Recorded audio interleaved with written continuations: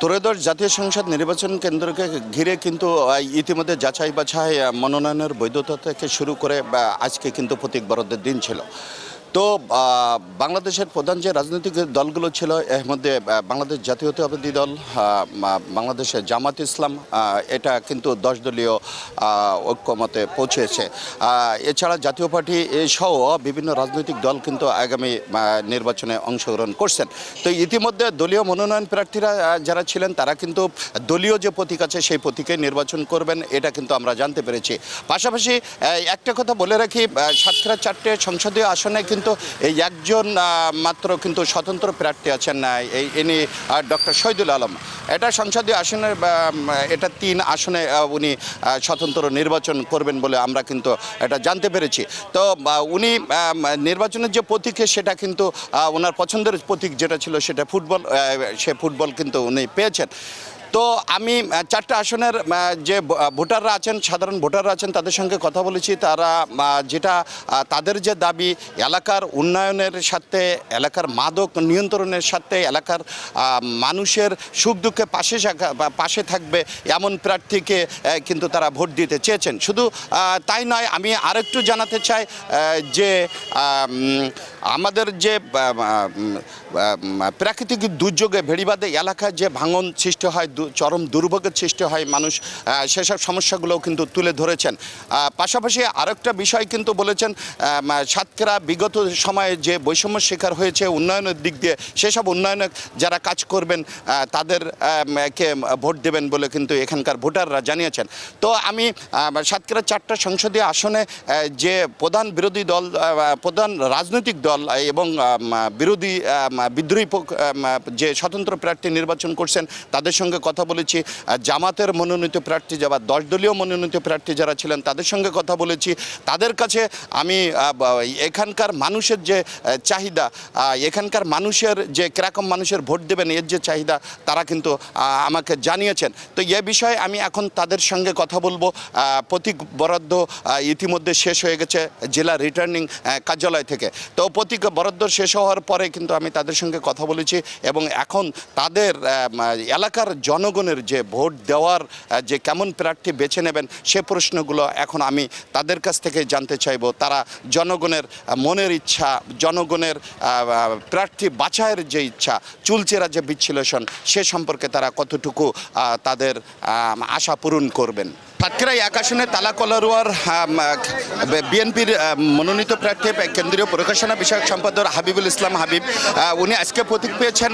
উনি আমাদের জানাবেন। আমি ওই এলাকার ভোটারদের সঙ্গে কথা বলেছি এবং জানতে পেরেছি যে ওই এলাকার যেহেতু একটা উপজেলা বর্ডারের সঙ্গে সম্পৃক্ত, ওখানের মাদক নিয়ে অনেক সমস্যায় আছেন ওই এলাকার ভোটাররা, ওই এলাকার উন্নয়ন নিয়ে অনেক সমস্যা আছেন, ওই এলাকার চাঁদাবাজি নিয়ে অনেক সমস্যা আছেন, ওই এলাকার মানুষের এলাকার উন্নয়ন এবং মানুষের সম্পৃক্ততা নিয়ে অনেক সমস্যা আছেন।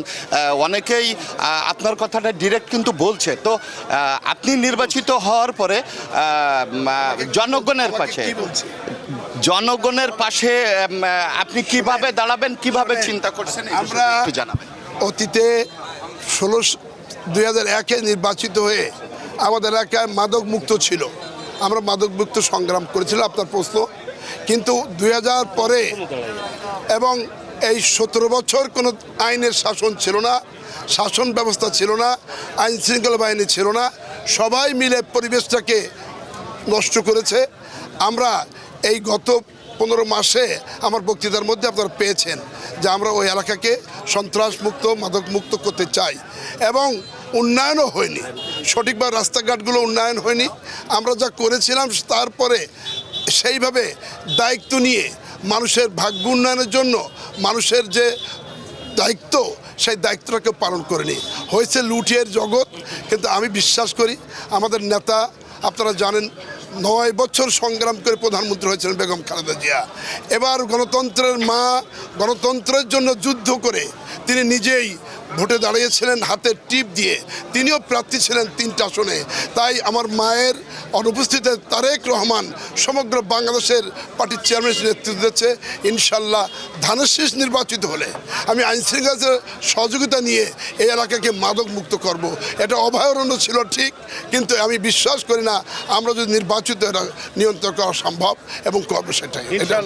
ওই এলাকার মানুষ জলাবদ্ধতার যে সমস্যাটা ছিল সেটা আপনার পরে অনেকেই ডিপেন্ড করছেন, ওই এলাকার মানুষ আপনার পরে অনেক আস্থা রেখেছেন, যে বিষয়গুলো আপনি বললেন এটাও আস্থা রেখেছেন। তো এই আস্থার প্রতিদান হিসাবে আপনি যদি জয়ী হন তাহলে জনগণের জন্য। নেতা জিয়াউর রহমান তো খাল খননই করতেন, কিন্তু খাল খনন না হওয়ার কারণে জলবদ্ধতা ব্যাপক সৃষ্টি হয়েছে। বিশেষ করে নৌখালি যেটা, সেখানে ধান হয় না, কী বলে আমাদের সোনাই নদীতে বন্ধ হয়ে আছে। আমি সেখানে ব্রিজ করেছিলাম। এটা মানুষের প্রায় দাবি। এবার তারা কলরা নির্বাচন এলাকার জলবদ্ধতা আমি অনেক জায়গায় কমিটমেন্ট করেছি, আশা করি সেটাও চেষ্টা করব। অর্থ সাপেক্ষে, অর্থ প্রাপ্তি সাপেক্ষে পারি আমি সর্বাত্মক। আমি একটা কথা বলি, আজকে আমি জীবনের এবার আমি 6বার সম্ভবত নমিনেশন পেলাম এই দলের, ধারাবাহিকভাবে 93 সাল থেকে। সে আলোকে এবার আমার অনিশ্চিত জীবনের মধ্যে ছিলাম, তাই যদি পেয়েছি, যেহেতু জনগণের কাছে একটা কমিটমেন্ট করেছি, আমার বাকি সময়টা জনগণের সাথেই থেকে তাদের সকল দায় দায়িত্ব পূরণ করা আল্লাহ যেন তৌফিক দেয়। আমাদের নেতা তিনিও বলেছেন, ইনসাফ ভিত্তিক মাননীয় মাননীয় চেয়ারম্যান, আমাদের প্রিয় নেতা, যারা 17 বছর এই আন্দোলনে তিনি বহু কেসের মামলা আসামি ছিলেন, বহু কেস তাকে দেওয়া হয়েছিল। বিদেশে বসে বাংলাদেশকে আজকের এই গণতান্ত্রিক আন্দোলনকে সফল করেছেন, তিনিই ছিলেন মূল নায়ক। তার নেতৃত্বে আমরা দেশ গড়ব। তিনি ইনসাফ ভিত্তিক দেশ সমাজ ব্যবস্থা চালু করবেন, আমরা তার সে সহযোগিতা করবো। ধন্যবাদ। উপজেলার আসলে বাংলাদেশ জামায়াত ইসলামের মনোনীত ওনার কাছে আমি জানতে চাইব যে আমি ওই এলাকার মানুষের ভোটারদের সঙ্গে কথা বলেছি, তারা মাদক, সন্ত্রাস, চাঁদাবাজ এবং এলাকার উন্নয়ন, সুবিধা অসুবিধা পাশে দাঁড়ানোর জন্য যে নেতাকে বা যে রাজনৈতিক ব্যক্তিত্বকে সবসময় পাশে ভাবে এমন মানুষটিকে তারা ভোট দেওয়ার জন্য বেছে নেবে। পাশাপাশি আরেকটা কথা কিন্তু তারা বলছেন যে এলাকার জলবদ্ধতা এটা দীর্ঘদিনের সমস্যা, এই সমস্যা নিরসনের জন্য কিন্তু যে রাজনৈতিক সংগঠন বা যে রাজনৈতিক নেতা তাদের এসব উপশম করবেন, তাদেরকে বেছে নেবেন বলে কিন্তু ওখানকার ভোটাররা জানিয়েছেন। তো আমি আপনার কাছে এই বিষয়গুলো নিয়ে, আপনি যদি নির্বাচিত হন, আপনার পদক্ষেপটা কী হবে এবং জনগণের চাওয়ার ব্যাপারে আপনি কী করবেন? মোহাম্মদ রাসূল কারীম, আপনার প্রশ্নের জবাবে আমি বলতে চাই যে মূলত আমার নির্বাচনী এলাকার জন্য আমার যদি সেখানকার জনগণ যদি আমাকে সমর্থন দিয়ে যদি বিজয়ী করে, দায়িত্ব অর্পণ করে, তাহলে আমি আমার প্রথমে আমার টার্গেট থাকবে এলাকার আপমর জনগণকে এখানকার চাঁদাবাদী, সন্ত্রাস, দখলদারিত্ব, দুর্নীতি এগুলো থেকে জনগণকে মুক্তি দেওয়ার জন্য আমার প্রাণপণ চেষ্টা থাকবে। 2 হলো এলাকার জলবদ্ধতা নিরসন, 3 হলো রাস্তাঘাট, ভাঙাচোরা রাস্তাঘাটের উন্নয়ন, 4 হলো বিভিন্ন প্রতিষ্ঠান, স্কুল, মাদ্রাসাগুলোর অবকাঠামো উন্নয়ন, মাদক মুক্ত সমাজ গঠনে একটি সামাজিক আন্দোলন গড়ে তোলা, এরপর হলো আইন শৃঙ্খলা পরিস্থিতির উন্নয়নের জন্য প্রচেষ্টা চালানো, প্রশাসনিক হয়রানি থেকে জনগণকে হেফাজত করা, মানে জনগণকে সাহায্য করা, বিপদ আপদে মানুষের পাশে দাঁড়ানো। আর এরপরে হলো যে স্বাস্থ্যসেবার জন্য আর পাটুরিঘাটা থানায় একটি হসপিটাল নির্মাণের জন্য আমার উদ্যোগ থাকবে। তারা পৌরসভা গঠনের ব্যাপারে আমার ভূমিকা থাকবে। মূলত এগুলোই আমার পরিকল্পনা নিয়ে আমি অগ্রসর করছি। এখন আপনার মাধ্যমে আমি আমার তারা পরিবার জনগণের পক্ষ থেকে আপনাদেরকে আন্তরিক শুভেচ্ছা জানাচ্ছি। যে আপনার জন্য আমাকে বিজয়ী করেন, এই দোয়া কামনা করে আমি একমাত্র স্বতন্ত্র প্রার্থী ডক্টর শহীদুল আলম সাহেব মনোনয়ন না পাওয়ায় উনি স্বতন্ত্র প্রার্থী হিসাবে জনগণের পাশে দাঁড়িয়েছেন। উনি নির্বাচনে অংশগ্রহণ করছেন। উনি স্বতন্ত্র প্রার্থী হিসাবে প্রতীক পেয়েছেন ফুটবল। তো ওনার কাছে জানতে চাইবো যে আপনার আসনের মানুষের জলবদ্ধতার কিছু সমস্যা আছে, এলাকার মাদকের কিছু সমস্যা আছে, তারপর ভেড়িবাঁধ যেটা আছে, প্রাকৃতিক দুর্যোগে আশাশুনি ভেড়িবাঁধগুলো ভেঙে যায়, ভেঙে যাওয়ার পরে অনেক দুর্ভোগ সৃষ্টি হয়। তারপর জনগণের সাথে সম্পৃক্ততা আপনার আছেই, এটা জানি, সুবিধা অসুবিধা পাশে দাঁড়ানোর বিষয়টা আছে, এবং এলাকার উন্নয়ন, এই বিষয়গুলো নিয়ে আপনি আমাদের জনগণ যে আপনি নির্বাচিত হলো, জনগণের যে আশা আপনার পরে যে ভরসা করে জনগণ যে আপনাকে ভালোবাসে, এর প্রতিদান হিসাবে তাদের জন্য আপনার কী প্রতিশ্রুতি এবং এলাকার উন্নয়ন নিয়ে আপনার অগ্রণী ভূমিকাটা আমাদের জানাবেন। ধন্যবাদ আপনাকে। আমাদের আশুনি এবং কালীগঞ্জ বেশ কিছুদিন যাবৎ অনেক অবহেলিত অবস্থা আছে। আমরা যে বারবারই বাঁধ ভেঙে যায়, বন্যা কবলিত হয়, জলবদ্ধতার শিকার হয়। আমরা স্থায়ী নদী শাসনের মাধ্যমে টেকসই ভেড়িবাঁধ নির্মাণ করতে চাই, যার ফলে বারবার বাঁধ নির্মাণ করা হয়, মানুষের উপকার হয় না, মানুষ ক্ষতিগ্রস্ত হয়, এলাকা ছেড়ে যেতে বাধ্য হয়। আরেকটি বড় সমস্যা সুপেয় পানি। সুপেয় পানির ব্যবস্থা করা খুব কঠিন কিছু নয়। আমরা আশা করি আন্তরিকভাবে ইচ্ছা করলে এই সুপেয় পানির ব্যবস্থা আশুনি এবং কালীগঞ্জের সকল মানুষের জন্য করা সম্ভব। তৃতীয়ত হলো যোগাযোগ ব্যবস্থা, যার জন্যে মানুষ খুব কষ্টে আছে। বাচ্চা কাচ্চারা স্কুলে যেতে পারে না, যারা অসুস্থ তারা হাসপাতালে যেতে পারেন না, এবং যাতায়াত ব্যবস্থা খারাপ হওয়ার কারণে অর্থনৈতিক অবস্থাও খারাপ। এটার উপরে গুরুত্ব দিতে হবে। আমরা আশা করি আন্তরিকভাবে আমরা চেষ্টা করব এবং এটার অবশ্যই উন্নয়ন ঘটাতে হবে। আর আমাদের এলাকায় শিক্ষার ব্যবস্থার উন্নতি করতে হবে, সাথে সাথে আইনশৃঙ্খলা অবস্থার উন্নতি করতে হবে, মাদক নিয়ন্ত্রণ করতে হবে, চাঁদাবাজ, সন্ত্রাসী, ঘের দখল, খাল দখল, লুটপাট, চাঁদাবাজি, এগুলো বন্ধ করতে হবে। আমরা এগুলো বন্ধ করবই ইনশাল্লাহ। আর আমাদের আরেকটি বড় বিষয় হলো, আমাদের সনাতন ধর্মের ভাই বোনেরা অনেক সময় ভয় পান, তারা অনেক সময় আস্থায় রাখতে পারেন না। তাদেরকে আস্থায় রাখতে হবে এবং তাদের অবশ্যই তাদের পাশে থাকবো আমরা, যাতে কোনো সন্ত্রাসী, কোনো চাঁদাবাজ, কোনো ধর্মীয় উন্মাদনার কোনো গোষ্ঠী যাতে তাদেরকে ভয়ভীতি না দেখাতে পারে, সেজন্য আমরা তাদের পাশে থাকবো অবশ্যই। তো আমি যতটুকু জানছি যে কালীগঞ্জ এবং আশাশুনি মিলে যে 3 আসন আছে, এই 3টে আসনেই কিন্তু বর্তমান বাংলাদেশ জাতীয়তাবাদী দলের যে মনোনীত প্রার্থী আছেন কাজী আলাউদ্দিন, এবং ওখানে বাংলাদেশ জামায়াত ইসলামের যে মনোনীত প্রার্থী আছেন রবিউল বাশার, ওর ভিতরে আপনি ডাক্তার শহীদুল আলম সাহেব। তো সব কিছু মিলায়ে ওখানে প্রচারণার ক্ষেত্রে আপনার কোনো বাধার সম্মুখীন হচ্ছেন কিনা? আমরা আমাদের বাংলাদেশ জাতীয়তাবাদী দল এবং বাংলাদেশ জামাত ইসলাম আর আমরা আছি স্বতন্ত্র। আমাদের প্রত্যেক ফুটবল শীঘ্রই আগামীকাল থেকে প্রচারণা শুরু হবে। আমরা আশা করি এই বড় দুটি দলই সুস্থ রাজনীতির চিন্তা চেতনায় বিশ্বাসী। আমি নিজেও বাংলাদেশ জাতীয়তাবাদী দলের একজন নির্বাহী কমিটির সদস্য।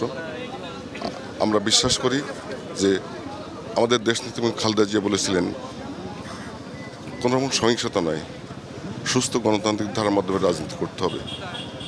আমরা সবাই সেই নীতিতে বিশ্বাসী।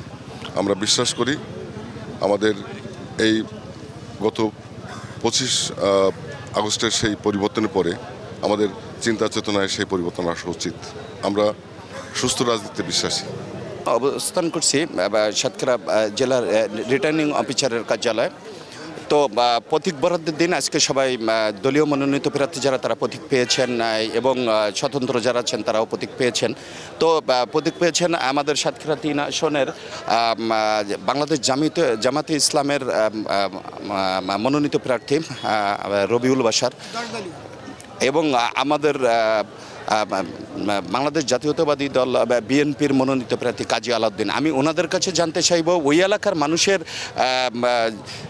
যে উপকূলীয় যে প্রাকৃতিক দুর্যোগের একটা সমস্যা আছে, ওখানকার মাদকের একটা সমস্যা আছে, ওখানকার মানুষের সম্পৃক্ততার একটা কথা তারা জানিয়েছেন। আমি ওনাদের ওখানে ভোটারদের সঙ্গে কথা বলে যেটা জানতে পেরেছি, ওখানকার উন্নয়নের বিষয়ে তারা কথা বলেছেন, ওনার ভেড়িবাঁধ ভাঙনের ব্যাপারে কথা বলেছেন।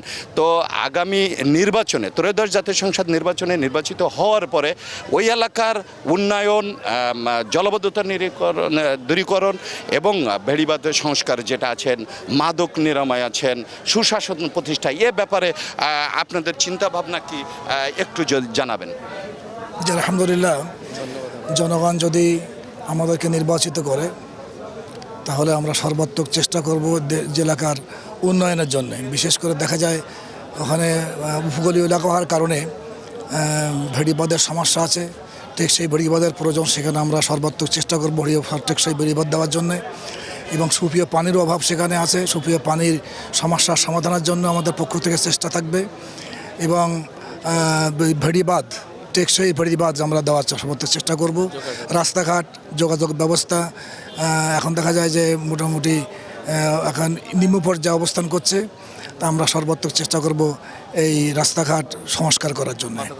মাদক যুবকদের মধ্যে মাদকাসক্ত অনেকে হয়েছে, আমরা মাদকতা বিরোধী তৎপরতা চালিয়ে এবং জনগণকে বুঝিয়ে এবং প্রশাসনিক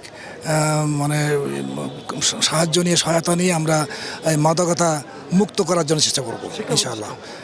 শিক্ষা প্রতিষ্ঠানের অবশ্যই সংস্কারের জন্য সর্বাত্মক চেষ্টা করবো, যেখানে যেটা দরকার সেটা আমরা চেষ্টা করবো আর কি। সাতক্ষীরা 4 আসনের নির্বাচনের যে বাংলাদেশ জাতীয়তাবাদী দলের যে মনোনীত প্রার্থী ডক্টর মনিরুজ্জামান, ওনার এলাকার মানুষের, জনগণের যারা আছেন, ভোটার যারা আছেন, তাদের সঙ্গে কথা বলেছে। তারা কিন্তু তাদের দাবি দাবা সম্পর্কে জানিয়েছেন। সেটা বলতে চেয়েছেন এমনই প্রার্থী তারা বেছে নেবেন যে উপকূলীয় এলাকায় যে প্রাকৃতিক দুর্যোগে ভেড়িবাঁধ ভাঙনের যেটা আছে, তারা ভীষণ ক্ষতিগ্রস্ত হয় প্রতি সিজনে। তারপরে বা ওখানকার জেলেদের যে জীবনযাপন আছে, এলাকার যে যাতায়াত ব্যবস্থার যে সমস্যাটা আছেন, তারপর যেটা আপনার ওখানে যেটা মাদকের যে বিষয়টা আছেন, এলাকার যে যোগাযোগ ব্যবস্থা এবং ওখানকার জীবনযাত্রা মান উন্নয়নের যে বিষয়গুলো আছেন, সেরকম যে এই বিষয়গুলোর পরে যারা কাজ করবেন মূলত তাদেরকেই কিন্তু ওই এলাকার জনগণ বা ভোটাররা বেছে নেবেন। তো ওই এলাকার বাংলাদেশ জাতীয়তাবাদী দলের মনোনীত প্রার্থী ডক্টর মনিরুজ্জামান সাহেব, উনি দীর্ঘদিন বাইরে ছিলেন, এসে দেশে আসার পরে মনোনয়ন প্রত্যাশী এবং মনোনয়ন হওয়ার পরে আজকে প্রতীক নিয়ে এলাকায় যাচ্ছেন। তো ইতিমধ্যে কিন্তু উনি ওনার কার্যক্রম উঠান বৈঠক পর্যন্ত শুরু করেছেন এবং করেছেন। তো ওনার কাছে এই জনগণের প্রত্যাশা সম্পর্কে উনি আমাদেরকে এখন জানাবেন। ধন্যবাদ আপনাকে। আমি প্রথমে এশিয়ান টিভির কলাকুশলী যারা আছেন, আপনাকে সহ ক্যামেরার পিছনে সকলকে ধন্যবাদ এবং কৃতজ্ঞতা জানাচ্ছি। এবং আপনি যে প্রশ্নটি করেছেন সেই প্রশ্নের একটা কমপ্লিট প্যাকেজ উত্তর আছে আমার কাছে, বাট সেটি দেওয়ার আগে যে আপনার উপস্থাপনার মধ্যে বলেছেন যে দীর্ঘদিন বিদেশ থেকে তারপরে এসেছেন, বিষয়টা এমনটি না। আমি দেশের বাইরে থাকতাম, এটা সত্য, বাট 2016 সাল থেকেই আমি দেশের সাথে নিয়মিত, এবং আমার 60 to 70% সময় আমার এলাকাতেই কেটেছে। এবং আন্দোলন সংগ্রামে আমার সক্রিয় ভূমিকা ছিল। আমার বাম পায়ের হাঁটুটা রিকনস্ট্রাকশন করা আন্দোলন সংগ্রামের মধ্য দিয়েই। এনিওয়ে, মূল প্রশ্নে চলে আসি। সেটি হলো সুন্দরবন, জলদস্যু, বনদস্যু, ভেড়িবাঁধ, সুপেয় পানি, মাদক, এই সব কিছুর ব্যাপারে আমাদের একটা কমিটমেন্ট আছে। কমিটমেন্টটা হলো আমরা সুন্দরবনকে আন্তর্জাতিক মানের পর্যটন কেন্দ্র হিসেবে গড়ে তুলতে চাই। সুন্দরবন যদি আন্তর্জাতিক মানের পর্যটন কেন্দ্র হয় তাহলে পার্মানেন্ট ভেড়িবাঁধের ব্যবস্থা হবে, সুপেয় পানির ব্যবস্থা হবে। এটাকে কেন্দ্র করে হোটেল, রিসোর্ট, মোটেল গড়ে উঠবে, যেখানে আমরা হাজার হাজার শিক্ষিত বেকার ভাই বোনদের কর্মসংস্থানের ব্যবস্থা করতে পারবো। এবং সুন্দরবন যখন আন্তর্জাতিক মানের পর্যটন কেন্দ্র হবে তখন সুন্দরবন দস্যুমুক্ত হবে, নদী দস্যুমুক্ত হবে। সো এ কারণে আমি বললাম যে জনগণের যে প্রত্যাশা বা যে চাওয়াগুলো আছে, এটা নিয়েই আমাদের সুনির্দিষ্ট পরিকল্পনা, এবং পরিকল্পনাটা আমার না, আমার পার্টির চেয়ারম্যান জনাব তারেক রহমানের। আমি যদি নির্বাচিত হই, আমার প্রথম কাজটা হবে, যখনই নির্বাচিত হয়ে ওনার সামনে যে প্রথম কথা বলতে পারছি, সেটা ওনার অফিসে হোক আর পার্লামেন্টে হোক, প্রথম বাজেটেই যেন সুন্দরবনকে আন্তর্জাতিক মানের পর্যটন কেন্দ্র করার জন্য উনি বিলটা পাস করে দেন, সে ব্যাপারে আমার আওয়াজ সবসময় সোচ্চার থাকবে। ইতিমধ্যে সাতক্ষীরা কিন্তু বি ক্যাটাগরি জেলা থেকে এ ক্যাটাগরিতে উন্নীত হয়েছেন। তো এখন আমরা যে সুযোগ সুবিধা বা আপনারা নির্বাচিত হওয়ার পরে সাতক্ষীরা জেলাটার জন্য আপনারা কোন আঙ্গিকের স্বপ্ন জনগণকে দেখাবেন? এটা আসলে প্রশ্নটা যেভাবে করেছেন আর এর পেছনে সবচেয়ে বেশি বড় ভূমিকা রেখেছেন সংবাদকর্মীরাই বিগত দিনে, যে বি ক্যাটাগরি থেকে এ ক্যাটাগরিতে উন্নীত হয়েছে। আমাদের যে কোস্টাল এরিয়াগুলো আছে, আমাদের যে সুবিধা বঞ্চিত এই সাতক্ষীরাকে বলা হয় অবহেলিত একটা জেলা। এই জেলার নানাবিধ সমস্যা নিয়ে আপনারাই কিন্তু বছরের পর বছর ধরে কাজ করছেন এবং সে কারণেই কিন্তু প্রশাসন বলেন, সরকার বলেন, তারা কিছুটা হলেও দৃষ্টি দেয়। যে কারণেই সেই দৃষ্টির কারণেই গ্র্যাজুয়ালি কিছু ডেভেলপমেন্ট হয়েছে, এখনও হচ্ছে, এটা চলমান আছে। আগামীতে যে সরকার আসবে তারাও এটাকে আরও উন্নতি করবে। তো আলটিমেটলি এই পুরো ক্রেডিটটা I would like to give to the journalist and this community, যে এর পুরো দাবিদার হলেন আপনারা। আর আমরা আমাদের জায়গা থেকে, যেমন আমার জায়গা থেকে আমার কমিটমেন্টটা বলতে পারি যে আমাদের শিক্ষিত বেকার যুবক ভাই বোনেরা যারা আছে, আমাদের দেশে কর্মসংস্থানের সুযোগ কম। আর আপনারা যারা সংবাদকর্মী আছেন আপনারা জানেন freelancing is quite popular in our country right now. এবং গত অর্থ বছরে আমাদের প্রায় 30,000 কোটি টাকা রেভিনিউ এসেছে without payment gateway. Tarek Rahman Saheb বলেছেন বিএনপি রাষ্ট্র পরিচালনার দায়িত্বে গেলে আমরা ইন্টারন্যাশনাল পেমেন্ট গেটওয়েটা ওপেন করে দিব। সেক্ষেত্রে পেপাল, স্ট্রাইবের মতো ইন্টারন্যাশনাল পেমেন্ট গেটওয়েগুলো ওপেন হবে। আপনি মনে মনে হাসতেছেন, খুশি হচ্ছেন, আমি জানি। তো আপনার মতো এমন শিক্ষিত বেকার যুবক ভাই বোনেরা তারাও কিন্তু এটা জেনে খুশি হবে। আমি ব্যক্তিগতভাবে আমার 12টি ইউনিট নিয়ে আমার নির্বাচনী এলাকা আমি ইতিমধ্যে উদ্যোগ নিয়েছি এবং একটা প্রজেক্ট ডেভেলপ করেছি যে সরকার কবে শিক্ষিত বেকারদের চাকরির ব্যবস্থা করবে সেটা গভর্নমেন্টের ব্যাপার, বা আমি নির্বাচিত হলে গভর্নমেন্টে থাকলে সেটা তার অংশীজন আমি হব।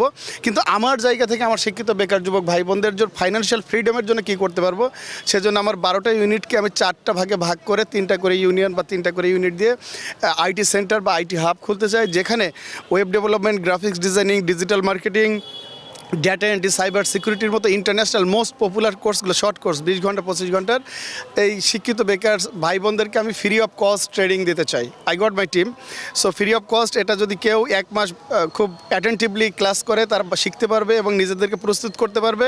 আলটিমেট গোল হলো যে প্রত্যেকটা গ্রামে অন্ততপক্ষে 2 থেকে 3টা 6 মাসের মধ্যে সাকসেস স্টোরি তৈরি করা এবং ইন্টারন্যাশনাল যে ফাইবার, শপিফাই, তারপরে অন্যান্য যে international outsourcing big multi-billion dollar প্ল্যাটফর্মগুলো আছে এগুলোর সাথে ওদের কানেক্ট করে দেওয়া এবং ওদের হাতটা 6 মাস শক্ত করে ধরে রাখা, to make sure they making some মানি।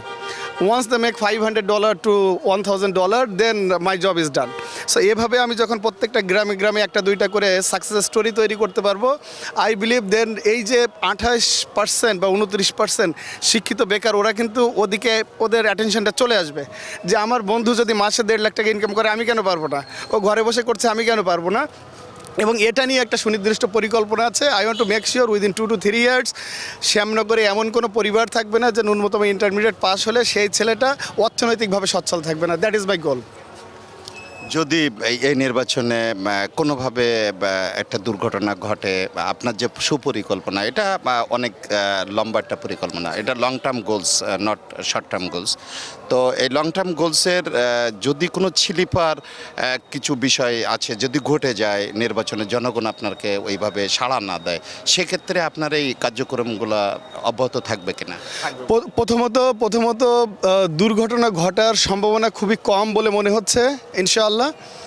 আর বাংলাদেশের 18 কোটি মানুষ বিশ্বাস করে যে আগামী 12 তারিখে যে নির্বাচন হতে যাচ্ছে সেই নির্বাচনে বিএনপি ইনশাআল্লাহ রাষ্ট্র পরিচালনার দায়িত্বে যাবে এবং তারেক রহমানই হবেন বাংলাদেশের পরবর্তী প্রধানমন্ত্রী ইনশাআল্লাহ। তো বিএনপি যদি রাষ্ট্র পরিচালনার দায়িত্বে যায়, এখানে যদি কোনো দৈব কারণে আমি ছিটকে যাই, ফিরে যাওয়ার তো আর কোনো পথ নাই। তো ফিরে যাওয়ার সব পথ আমি নিজেই সকল দুয়ার বন্ধ করে দিয়েছি। তো সেহেতু আমার এলাকার মানুষের সাথে থাকতে হবে, তাদের সাথে কাজ করতে হবে। আর এই যে আউটসোর্সিং বা ইয়াংদেরকে নিয়ে আমার যে পরিকল্পনা, এই প্রজেক্টটা ইভেনচুয়ালি আমি 1 বছর আগে ডেভেলপ করে রেখেছি, কিন্তু আমার নির্বাচনী কার্যক্রম এবং আমি সাতক্ষীরা সদরের সাংগঠনিক টিম প্রধান থাকার কারণে, ব্যস্ততার কারণে এটাকে আমি শুরু করতে পারিনি। সো ইনশাল্লাহ হোয়াট এভার ইট ইজ, ইলেকশনের পরে আমি এটা শুরু করব। এবং ইতিমধ্যে আমরা প্রত্যেকটা ওয়ার্ড থেকে 5 জন ছেলে এবং 5 জন মেয়ের একটা করে তালিকা প্রস্তুত করেছি। এভাবে আমরা প্রায় 1200 ছেলে মেয়ের তালিকা প্রস্তুত করেছি। এখান থেকে যারা উদ্বুদ্ধ হবে তাদেরকে আমরা এই ফ্রি ট্রেনিংটা দিতে চাই। সো এটা অব্যাহত থাকবে ইনশাআল্লাহ। বাংলাদেশ জামায়াতে ইসলাম এবং 10 দলীয় জোটের মনোনীত প্রার্থী গাজী নজরুল ইসলাম, উনি এখন আমাদের মাঝে জানাবেন যে শ্যামনগরের সবচেয়ে বড় যে সমস্যাটা যাচ্ছে সেটা প্রাকৃতিক দুর্যোগে বাঁধ ভেঙে যাওয়া। ওখানে যে উপকূলবাসী আছে তাদের জীবনের ব্যাপারটা অনেক বেশি কাজ করে, বিভিন্ন সময় বছরে 2-3টা ঝড়ে তারা প্লাবিত হয়। আরেকটা বিষয় যেটা আছে, জেলেরা তাদের জীবনযাপনের যে সুন্দরবনে যে কাঠ কাটা একটা বিষয় থাকে, চোরা কারবারের একটা বিষয় আছে। আমি ওখানকার যে ভোটারদের সঙ্গে কথা বলেছি, তারা যেটা আমাকে পরিষ্কার জানিয়েছেন, যে বলছেন যে প্রার্থী যে দলেরই হোক, যে আমাদের সমসাময়িক যে সমস্যাগুলো আছে সেই সমস্যাগুলো যারা কাজ করবে, মাদকের বিষয়টা জানিয়েছেন, এলাকার উন্নয়নের কথা জানিয়েছেন, যোগাযোগ ব্যবস্থার কথা জানিয়েছেন, শিক্ষা ব্যবস্থার কথা জানিয়েছেন, সুশাসন প্রতিষ্ঠার কথা জানিয়েছেন। তো আমার মনে হয় ওনারা যেগুলো জানিয়েছেন সেগুলো আমি আপনার সঙ্গে তুলে ধরতে পারছি। তো এই বিষয় গিয়ে জনগণের যে প্রত্যাশা, আপনি নির্বাচিত হওয়ার পরে এই প্রত্যাশা আপনি কতটুকু জনগণের পাশে দাঁড়াইতে পারবেন, এটা আমাদেরকে জানাবেন। আলহামদুলিল্লাহ, আপনাকে অনেক ধন্যবাদ। আপনি যে বিষয়ে কথা বললেন, আসলে আমি ওই এলাকারই জনগণ, আমারও একই প্রত্যাশা। আমি সুন্দরবনের একেবারে ভেতরেই বাস করি, গাবরে আমার ইউনিয়ন। বানভাসিতে প্রতি বছর আমিও ভাসি, আমার লোকেরাও ভাসে। আমি 2বার ওখানে এমপি ছিলাম, কিছু কাজ করার চেষ্টা করেছি। আমার যে তিক্ত অভিজ্ঞতা থেকে আমি মনে করি, যদি আল্লাহ পাক আমাকে কবুল করেন, আমি প্রথমেই দেখব বানভাসী এলাকার লোকেরা যাতে করে তারা আশ্রয় পায় এবং বেড়িবাঁধ নির্মাণ করা যায়, উচ্চমানের বেড়িবাঁধ। যে 1962 বেড়িবাঁধ ছিল সে নিম্নমানের, এখন উচ্চমানের বেড়িবাঁধ দিতে হবে সাগরের পানির সঙ্গে, মানে উচ্চতার সঙ্গে সংযুক্ত রেখে। এটা আমাদের এক নম্বর চিন্তা। এরপরে আশ্রয় কেন্দ্র নির্মাণ, জনগণ যাতে ঝড়ের সময় বাচ্চা কাচ্চা নিয়ে থাকতে পারে, তাদের কিছু খাওয়া দাওয়ার ব্যবস্থা হতে পারে, পথে যাতায়াতের ব্যবস্থা হতে পারে, সেটা আমরা চেষ্টা করবো ইনশাল্লাহ। তৃতীয় হলো সুন্দরবন, আমরা সন্নিহিত এলাকায় আমরা বাস করি। আমার প্রায় 30% লোক সুন্দরবনের জীবিকা নির্বাহ করে থাকে, তারও বেশি লোক। তার সুন্দরবনের যারা জলদস্যু আছে তারা খুব তৎপর, তারা জিম্মি করে জনগণকে হতাশ করে এবং তাদেরকে অনেক কষ্টের মধ্যে ফেলে রাখে। আমরা নির্বাচিত হলে এক্ষুনি আমরা সরকারকে বলেছি, যৌথ বাহিনীকে বলেছি, আমরা নির্বাচিত হলে যৌথ বাহিনীর সহ যাতে করে প্রতি মাসে 2 থেকে 3 বার রেড দিতে পারে, সেখানে যেতে পারে, তাহলে তারা কিছু দুর্বল হতে পারে বলে আমার বিশ্বাস। এই দিকটি আমরা নিশ্চিত করতে চাই। আমার ওখানে যাতায়াত ব্যবস্থা খুবই দুর্বল, কয়েকটি ইউনিয়ন আছে মানুষ চলাচল করতেই পারে না, কাদামাটির দেশ, কিছু রাস্তা ছাড়া কিছু রাস্তা নাই, পাকা রাস্তা খুবই কম। আমি নির্বাচিত হলে আমার নিম্ন অঞ্চলের 6টি ইউনিয়নের মানে রাস্তা পাকা পিচ করা দরকার, আর বাকি চরণে যে রাস্তাগুলো আছে সেগুলো এক্সটেনশন করা দরকার। উপজেলার সঙ্গে সংযোগ স্থাপনের জন্য আমরা 2টি ইউনিয়নের সঙ্গে 2টি ব্রিজ করেছি, 14রশি এবং বেটকালিতে। আমাদের নীলডোমর এবং নববেগী ফেরিঘাটে 2টা ফেরি হওয়া দরকার। একটি ফেরি নববেগীতে স্থাপন ইতিমধ্যে করেছি আমার টাইমে, আর নীলডোমের একটা ফেরি হলে খুবই ভালো হয়। রোড হয়েছে, রাস্তা আমাদের প্রত্যন্ত কমই আছে, সেগুলো এক্সটেনশন করতে পারলে জনগণের চলাচল খুবই সুবিধা হবে বলে আমি বিশ্বাস করি। স্বাস্থ্যসেবা একটা বড় জিনিস। আমার গাবরা, পদ্মপুকুর, বড়গিরনে যদি কোনো মায়ের ব্যথা হয়, ব্যথা ওঠে রাত 12টার সময়, সদরে আসতে তাদের খুব কষ্ট হয়, আসার কোনো সুযোগ নেই। যদি আমরা প্রত্যেকটা ইউনিয়নে একটা করে মিনি হাসপাতাল তৈরি করতে পারি, আমাদের প্ল্যানও আছে, তাই আমরা বুড়িগড়ে একটা 10 বেডের হাসপাতাল করবার চেষ্টা করেছিলাম, সে জায়গাটা এখনও পড়ে আছে, সাইনবোর্ডও দেওয়া আছে। আমরা ওইটা সহ নিম্নোক্ত 6টি ইউনিয়নে, প্রত্যেকটি ইউনিয়নে মিনি হাসপাতাল করার আমরা চেষ্টা করবো ইনশাল্লাহ। শিক্ষা, স্বাস্থ্য, সকল বিষয়ে আমাদের চিন্তা আছে। এখানে পৌরনিগমের একটা বড় খাত, বড় দিক। সুন্দরবনে যদি পৌরনিগম আয়তা আনা যায়, লক্ষ লক্ষ লোকের সেখানে সমাগম ঘটবে এবং আমাদের সরকারও আইন কেমন পথ খুলে পাবে। স্থানীয় জনশক্তি যারা বা যুবক যারা, তাদেরকে আয়ের একটা পথ খোলা হবে বলে বিশ্বাস করি। যুবকদের নিয়ে আমাদের আলাদা পরিকল্পনা আছে।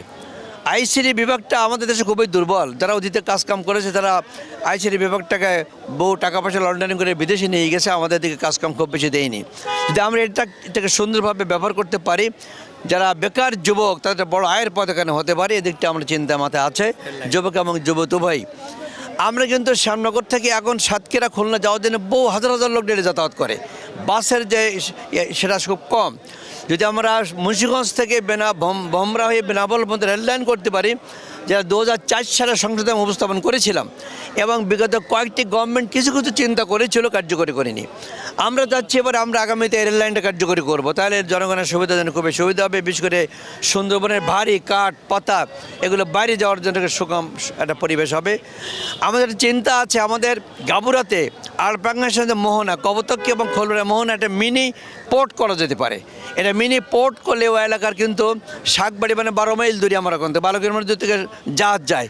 ওই জাহাজ যদি আমরা 12 কিলোমিটার ভেতরে আনতে পারি তাহলে কিন্তু আমাদের ওই দক্ষিণ অঞ্চলে একটা বড় ব্যবসায়িক সুযোগ সুবিধা অর্জন করতে পারবো আমরা, এবং জিনিসপত্রের দাম খুব কম মূল্যে আমরা পেতে পারবো। এদিকটা আমাদের চিন্তা আছে। যাই হোক, আমাদের অমুসলিম ভাইরা এখানে বাস করছে, তাদের সাথে খুব সৌহার্দ্যপূর্ণ ভূমিকা আমরা আছি। গত 12-15টি মাস চলে গেল, 2টা দুর্গাপূজা হলো, কোনো মিসক্রেন্সি কথা হয়নি। আমাদের দায়িত্বশীলগণ আমরা সকলে স্বেচ্ছাসেবক নিয়োগ করে প্রতিটি পূজা কেন্দ্রে আমরা পাহারা দেওয়ার ব্যবস্থা করেছি। আমার থানাবির আমার পাশে আছেন, আমরা একসঙ্গে মিলে প্রতিটি কেন্দ্র পরিদর্শন করে অভয় দেওয়ার আমরা চেষ্টা করেছি, এবং তারা খুব শান্তির মধ্যে আছে, আমাদের সঙ্গে ভালো সৌহার্দ্যপূর্ণ পরিবেশ তারা আছে বলে। সাতক্ষীরা 4টি সংসদীয় আসনের মধ্যে সবচেয়ে আলোচিত যে আসনটা সেটা কিন্তু সাতক্ষীরা 3। এই আসনে কিন্তু এখানে একজন স্বতন্ত্র প্রার্থী আছেন, বিএনপির দলীয় মনোনীত প্রার্থী আছেন, বাংলাদেশ জামাতে ইসলামের বা 10 দলীয় জোটের মনোনীত প্রার্থী আছেন। তো এই সব হ্যাভিওয়েটের মধ্যে প্রার্থী কিন্তু জাতীয় পার্টিরও কিন্তু ওখানে হ্যাভিওয়েট প্রার্থী আছেন। তো এখানে চতুর্মুখী যে নির্বাচনী একটা লড়াই হবে এটা কিন্তু নিঃসন্দেহে বলা যায়। তো সাতক্ষীরা 3 আসনের জনগণের সঙ্গে বা ভোটারদের সঙ্গে যে কথা হয়েছে, তারা যেটা আমার কাছে জানতে চেয়েছিলেন, বারবারই চেয়েছিলেন যে সেই ধরনের মানুষকে, সেই ধরনের প্রার্থীকে বেছে নেবেন যারা এলাকার মাদক এবং প্রাকৃতিক দুর্যোগের যে ভেড়িবাঁধ ভাঙন, এলাকার উন্নয়ন, যোগাযোগ ব্যবস্থার উন্নয়ন, শিক্ষা ব্যবস্থা এবং সুশাসন প্রতিষ্ঠা করবে, এরকম প্রার্থীকে তারা ভোট দেবেন বলে কিন্তু আমাকে জানিয়েছিলেন। তো আপনি যদি এই ত্রয়োদশ জাতীয় সংসদে নির্বাচিত হন, তো জনগণের যে প্রত্যাশা, এটার ব্যাপারে আপনি কতটুকু আপনি তাদের জন্য কাজ করবেন, জনগণের পাশে দাঁড়াবেন? জি, আসসালামু আলাইকুম। আমার জন্ম 1971 সালে, মানে মেড ইন বাংলাদেশ। আমি মানেই বাংলাদেশের মানুষের পক্ষে সবসময় আমি থাকব। আমি আমার এলাকাবাসীর মানুষের স্বার্থের পক্ষে আমি থাকব। আর প্রথম কথা হলো যে আমরা রাজনীতিতে আসছি, রাজনীতিতে এসে দেখতেছি যে আমাদের এখন বিরোধী দলের যে ভূমিকা পালন করতে হচ্ছে। আমাদেরকে জাতীয় পার্টির কোনো তাগায় মিছিল, মিটিং, সভা সমাবেশ করতে দেওয়া হয় নাই। আমরা বারবার বলেছিলাম। তারপরে আমরা নির্বাচনে কেন আসছি এই কারণে যে আমাদের চেয়ারম্যান স্পষ্টভাবে বলছেন, a bad election is better than no election. তো আমরা ইলেকশন করতে আসছি, আমি যদি নির্বাচিত হতে পারি, কারণ আমাদের আশাশুনি এবং কালীগঞ্জ এটা হচ্ছে রংপুরের মতো জাতীয় পার্টির দুর্গ ছিল। এই দুর্গ অবস্থানকে আমি আবার শক্ত অবস্থানে আনতে চাই। আমি যদি নির্বাচিত হতে পারি, প্রথমেই আমি আমাদের এলাকায় বিশুদ্ধ পানি ফ্রিতে খাওয়ার ব্যবস্থা করে দেব। একদম নিধির অর্থায়নে করি আর সরকারি বরাদ্দ করি, যেভাবে হোক আমি এটা এলাকার মানুষের, কারণ সুপ্রিয় পানি আমাদের খুব অভাব। আমাদের এখানে মানুষ পানি কিনে খায়, এটা প্রচণ্ড আমার ভিতরে কষ্ট আছে। আর দ্বিতীয় কথা হলো যে অনেকগুলো আমার 11-12টা প্রতিশ্রুতি আছে, তার মধ্যে উল্লেখযোগ্য মনে করেন যে বেকার কর্মসংস্থান, এগুলো লাভ করার জন্য যেহেতু আমাদের মোংলা পোর্ট এখন কাছে আসছে, আমরা এখানে কিছু বিপিজেড স্টাইলের কিছু ফ্যাক্টরি যদি করে আমরা এলাকার মানুষকে বেকার থেকে রক্ষা করতে পারি। আমাদের স্থায়ী ভেড়িবাঁধ একটা খুব অত্যন্ত মারাত্মক সমস্যা। জলোচ্ছ্বাস, বন্যা, প্রাকৃতিক দুর্যোগ হলে মাছের ঘেরগুলো ভেসে যায়, মানুষ ক্ষতিগ্রস্ত হয়। তো সুতরাং এই টেকসই ভেড়িবাঁধ আমাদের করতে হবে, মাদক নির্মূল করতে হবে, চাঁদাবাজ, সন্ত্রাস, ডাকাত এইগুলোকে নির্মূল করতে হবে। কারণ অবৈধভাবে ইতিমধ্যেই শুরু হয়ে গেছে ঘের দখল, চাঁদাবাজি ঘের দখল আছেই, এবং বিশেষ করে সনাতন ভাই বোনেরা অত্যন্ত এর মধ্যে আছে, তারা মুখ খুলতে পারছে না। তাদের পাশে আমি দাঁড়াতে চাই। এই বিপদের দিনে তারা অত্যন্ত বিপদগ্রস্ত হয়ে আছেন, তারা সাহস পাচ্ছেন না ভোট কেন্দ্রে যাওয়ার, কারণ তারাও তো এই দেশের নাগরিক, তারাও তো খাজনা দেয়, তারা তো সিটিজেন, তাদেরকে রক্ষা করতে হবে। এবং যদি পাশ করি, সনাতন ভাই বোনদের জন্য ওই শব্দ ও সৎকারের জন্য একটি বার্নিং ইউনিট আমি এটা করতে চাই, এটা সনাতন ভাই বোনেদের জন্য। এটা আমার একান্তভাবেই আমি মনে করি যে খুব প্রয়োজন। এলাকার মানুষের সুবিধা অসুবিধায় আপনি সার্বক্ষণ থাকবেন, এবং এলাকায় মাদক যে উৎপাতটা আছে সে ব্যাপারে আপনার পদক্ষেপটা 100% এলাকায় মাদক নির্মূল তো করবো প্রথমেই। আর এবং যে কথা বললেন যে পুলিশের অযথাতে হয়রানি করে, পুলিশ যে অযথা হয়রানি করে, মানুষকে বিভিন্ন রকম হয়রানি করে, টাকা পয়সা নাই, এগুলো সব বন্ধ করে দিব। সন্ত্রাস দমন করব তো।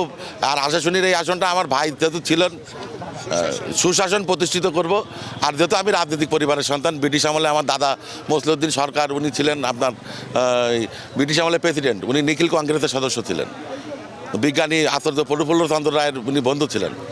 আচ্ছা, তারপরে আমার দুই চাচা আতিয়া রহমান এবং আবদার রহিম ওনারা 26 বছর চেয়ারম্যানই করেছেন বুধাটা ইউনিয়ন পরিষদের। তারপরে চাস্তো ভাই উনি উপজেলার চেয়ারম্যান ছিলেন এবং দুইবার জাতীয় পার্টির এমপি ছিলেন, পল্লীবন্ধু সংসদে এমপি ছিলেন। এবং আমার আর একটা চাচা ABF মোস্তাকিম উনি পরপর তিনবার আশাশুনি উপজেলার চেয়ারম্যান হয়েছিলেন। তো সুতরাং আমাদের রাজনৈতিক পরিবার ওই ব্রিটিশ আমল থেকে আমরা জনগণের রাজনীতির পাশে আছি, জনগণের পাশে জনগণের কথা বলি এবং ইনশাল্লাহ বলেই যাব। সাতক্ষীরা 4টে আসনের দীর্ঘদিনের ভোটারদের যে হাহাকার, যোগ্য নেতৃত্বের, যোগ্য প্রার্থীর ভোট দেওয়ার যে হাহাকার, এটা কিন্তু পূরণ হতে চলেছে আগামী ফেব্রুয়ারির 12 তারিখে। এই দিন গুনছেন প্রার্থী বাছাই করে ভোট দিবেন তাদের এলাকার সাথে, মাদক দূরীকরণের সাথে, এলাকার উন্নয়নের সাথে, এবং দীর্ঘদিনের মানুষ যে সাতক্ষীরার মানুষ যে বঞ্চিত হয়েছে, এখানকার প্রার্থীদের তারা বেছে নেওয়ার প্রতীক্ষায় কিন্তু আগামী 12 তারিখের দিকে চেয়ে থাকবেন। Moshiur Firoz, Asian television, Satkhira.